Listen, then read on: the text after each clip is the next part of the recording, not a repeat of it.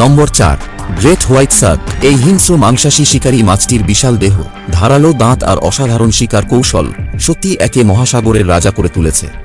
সাদা হাঙরের গড় দৈর্ঘ্য 15 ফুট, তবে কিছু কিছু ক্ষেত্রে এরা 20 ফুটেরও বেশি লম্বা হয়। এদের ওজন প্রায় 5000 পাউন্ড পর্যন্ত হতে পারে। এদের ধারালো ত্রিশূলের মতো প্রায় 300টি দাঁত রয়েছে, যা দিয়ে এরা কামড়ানোর সময় 18,000 নিউটন বল সৃষ্টি করতে পারে, যা মুহূর্তের মধ্যে শিকারকে ছিঁড়ে টুকরো টুকরো করে ফেলতে পারে। গ্রেট হোয়াইট শার্ক অত্যন্ত দক্ষ শিকারী।